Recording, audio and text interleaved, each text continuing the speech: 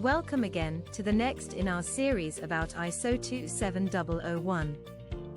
It's time now to talk about one of the requirements that companies often have difficulty with. Clause 9 of the standard, in general, is about performance evaluation, and 9.2 and 9.3 deal with internal audit and management review respectively. However, it is 9.1 that we want to discuss here, and this specifically requires you to measure the effectiveness of the ISMS.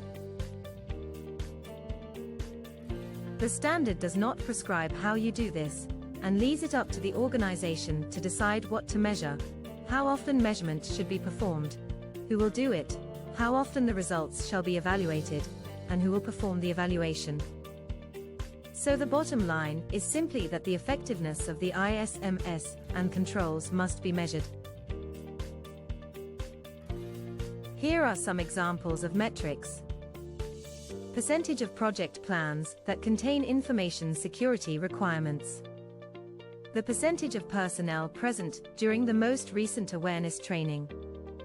The company website score on a security evaluation site, such as internet.nl. Amount of security incidents in the last 12 months. How and when you perform these measurements is up to you. Here are a couple of slightly more detailed examples. The first is clear desk and clear screen. There is always a risk that if a computer or document on a desk is left unattended and can be accessed, that sensitive information can be compromised. For this reason, you would implement a clear desk policy. In terms of this policy, no information may be left unattended on desks, and computer screens must be locked. Measuring and monitoring of this policy could be documented as follows. Step 1. Describe the metric, in this case the number of unattended desks in contravention of the policy. Every instance could be called a strike. Step 2. Collect the data. 1 week before a security meeting, the security officer walks through the office and counts the number of strikes, and which employee is responsible.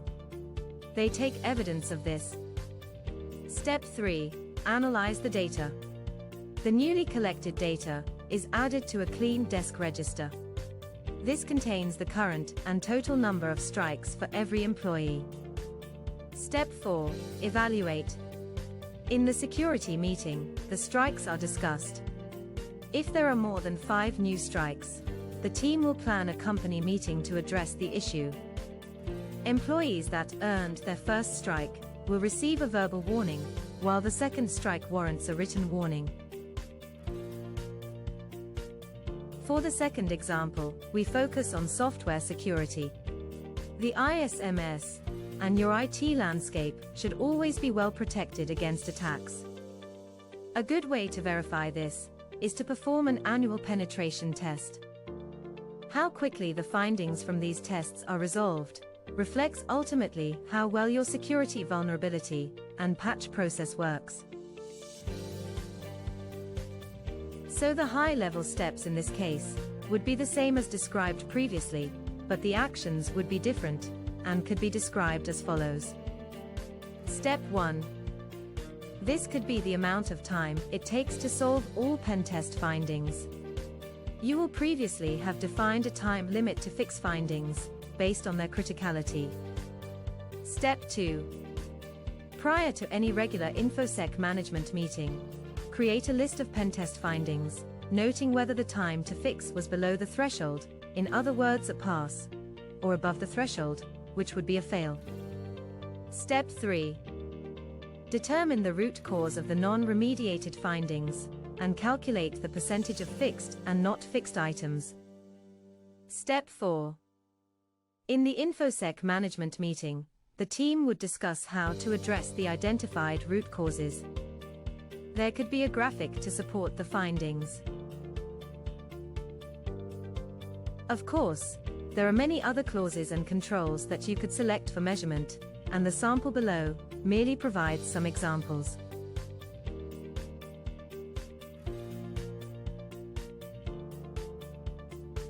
Many thanks for watching. and we hope you found this short presentation useful. Goodbye for now.